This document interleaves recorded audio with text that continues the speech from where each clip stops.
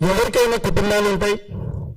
మరి ఒక ఆడబిడ్డను ఎటువంటి ఆధారాలు లేకుండా ఇట్లా బయట లాగడం కరెక్ట్ కాదు. అదేవిధంగా కొంత మీడియా వరకు మరి కొంతమంది మీడియా మిత్రులు ఆ అమ్మాయిని ట్రోల్ చేసి మరి దారుణంగా పదే చూపిస్తూ ఆమె ఏదో స్కామ్ చేసిందని మరి చూపిస్తున్నారు. మరి ఇది నేనైతే కులవీక్ష అనేతోటే నేను భావిస్తాను. మరి కొంతమంది మీడియాలో మన సుమన్ టీవీ ఛానల్ రోషన్ గారు, అదేవిధంగా మన తొలి వెలుగు రఘు గారు, మరి వీరు వారి దగ్గర ఎంతవరకు కరెక్ట్గా ఆధారాలు ఉన్నాయని మనకు తెలియదు. మరి సుబ్బారావు గారు హైకోర్టు అడ్వకేట్, మరి ఒక న్యాయవాది. ఆ న్యాయవాది బాధితుల తరపున న్యాయబద్ధంగా చట్టపరమైన కోర్టులో కొట్లాడాలి. మరి ఆ సుబ్బారావు గారు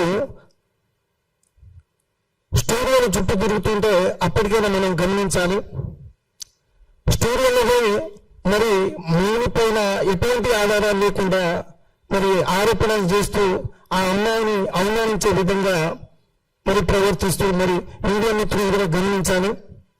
మరి ఆ సుబ్బారావు వారి వెనుకలు ఎవరైనా వచ్చి బాధితులు వచ్చి ఆ బాధితులు మేము ప్రత్యక్షంగా మౌనికే ఇచ్చాం, లేకుంటే మౌని రాతపూర్వకంగా ఏదైనా రాసిచ్చిందా అనేది కూడా ఎవిడెన్స్ లేదు. ఎటువంటి ఎవిడెన్స్ లేకుండా మీడియా మిత్రులు కూడా ట్రోల్ చేసే విధంగా చూపిస్తున్నట్టు అది బాగా అనిపిస్తుంది. అసలైన దొంగ విడిచిపెట్టి మరి ఇంకొకరు ఆ మధుతో పాటు ఇంకోతను హేమకాంత్ రెడ్డి, వీళ్ళిద్దరు పార్ట్నర్. అసలైన దొంగ హేమకాంత్ రెడ్డి.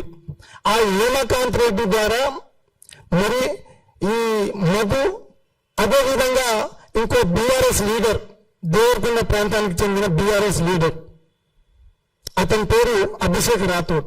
వీళ్ళు ముగ్గురు మన ఇక్కడ జహీరాబాద్ నారాయణఖేడ్ దగ్గర 40-50 ఎకరాలు వెంచర్ చేసుకొని అక్కడ కొంతమంది సభ్యులుగా ఏర్పరచుకొని మరి ఈ మౌని వాళ్ళ తమ్ముడు శివ వారి ద్వారా పరిచయం. అది ఏ విధంగా పరిచయం అంటే మన నల్గొండ ప్రాంతానికి ఒకసారి ఈవెంట్కి వచ్చినప్పుడు ఆ మౌని కార్యక్రమాలు మొత్తం శివ గారు చూసుకునేటోను.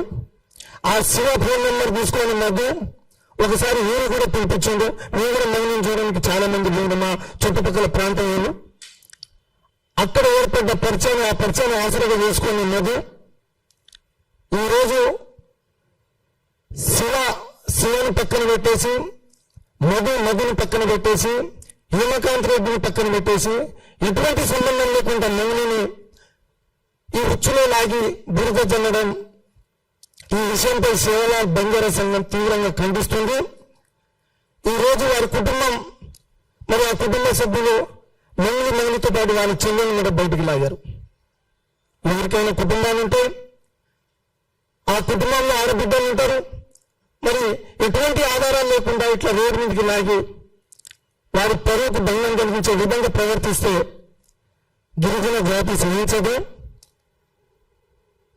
మౌని కుటుంబ సభ్యుల మీద సభ్యుల వెనుకల గిరిజన జాతి ఉంటుందని మీడియా మిత్రుల ద్వారా నేను తెలియజేస్తున్నా. ఈరోజు ఒక పచ్చి నిజం మీకు చెప్పాలి. దాదాపు క్రిప్టో కరెన్సీ అనేది పేరుతోటి అధిక వడ్డీ ఆశ చూపించి ఈ బాలాజీతో మొదలైన వ్యవహారం, బాలాజీతో పాటు మధుతో పాటు ఇంకొకరు అట్లా చైన్ సిస్టమ్ లెక్క నల్గొండ దేవరకొండ ప్రాంతంలో దాదాపు 1000 కోట్లు స్కామ్ చేసి 1000 కోట్లు వసూలు చేశారు. 1000 కోట్లు వసూలు చేశారు. బాధితులు దాదాపు 5,000 మంది బాధితులు ఉన్నారు. నల్గొండ ప్రాంతానికి చెందిన వారు అందరూ 99% గిరిజన జాతి బిడ్డలే.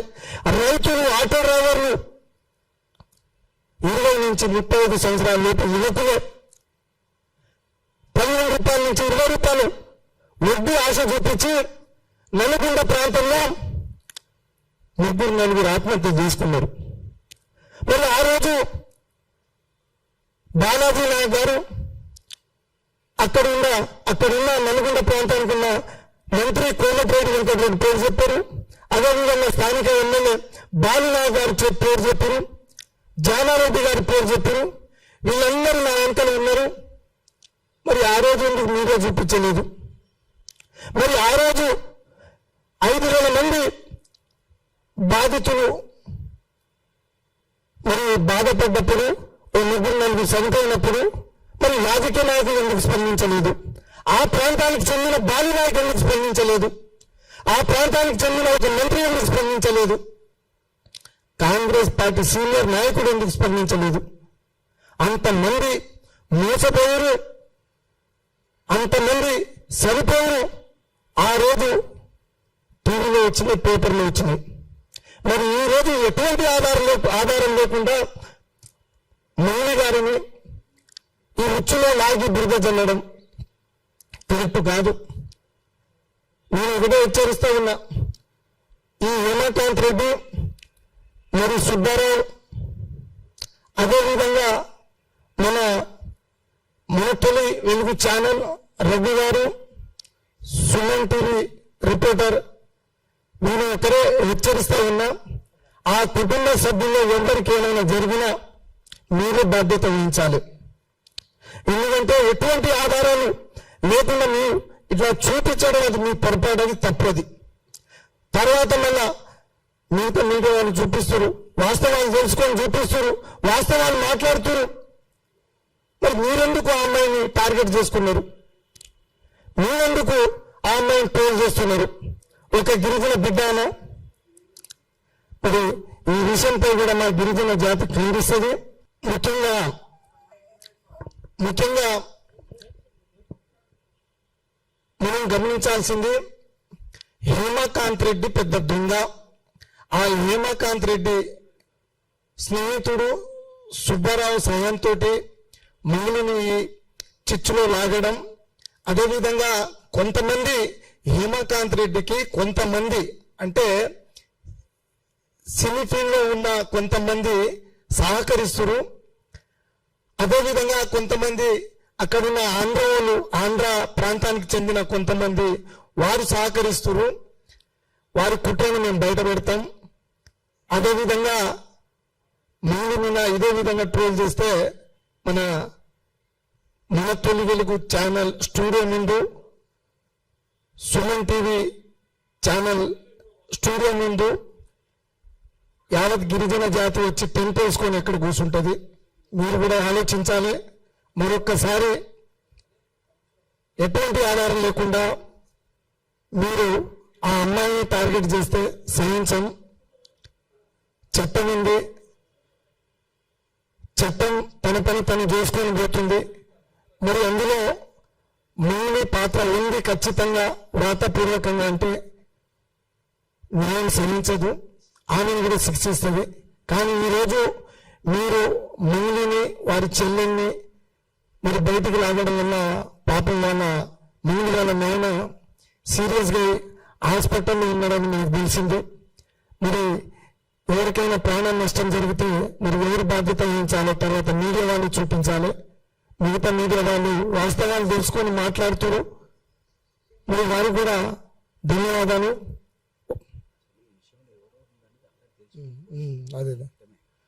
అదే వాస్తవాలు తెలుసుకొని కొంత మీడియా మిత్రులు కూడా చెప్తారు. మరి ఈ స్కామ్లో కానీ ఈ జరుగుతున్న ఈ తప్పుడు ప్రచారంలో ఎవరెవరి పాత్ర ఉందనేది పోలీసు వారు కూడా గ్రహించారు, వారు కూడా తెలుసుకున్నారు. కాబట్టి మౌని కుటుంబానికి గిరిజన జాతి అండగా ఉంటుంది. జై శ్రీరామ్. మిత్రులారా, ఒక విషయం ఏంటంటే, ఈ స్కాము 6 నెలల క్రితమే బయటపడింది. ఇది క్లియర్ కట్. 6 నెలల క్రితమే సుమారుగా 800 నుంచి 1000 కోట్ల స్కామ్ ఇది. అందులో 2 దొంగలు పట్టుబడ్డారు.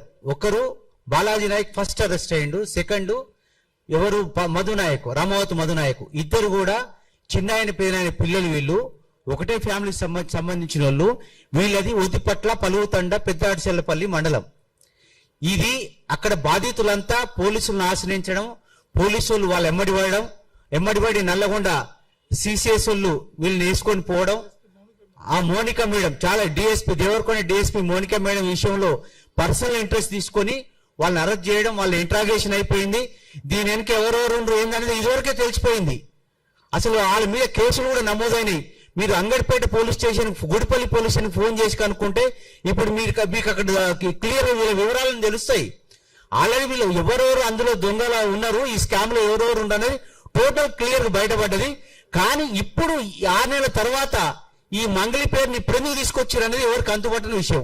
కానీ ఇందులో పెద్ద కుట్ర దాగింది. ఆ కుట్ర దాగి ఖచ్చితంగా గిరిజన సంఘం బయటికి లాగుతుంది, వాళ్ళ భర్తం పడుతుంది.